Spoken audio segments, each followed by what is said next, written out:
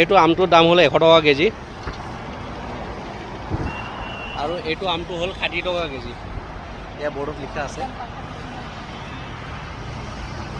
ये कौन सा आम है भैया रसालू रेसेरी आम এইটো रेसेरी आम বুলি কয় আৰু হেতু নাজানো কি আম বুলি কয় তো এইটো দাম বহুতেই কম 60 টকা কেজি আৰু এইটো 100 টকা কেজি এইটো খাবলৈ টেষ্টেই বেলেগ আৰু না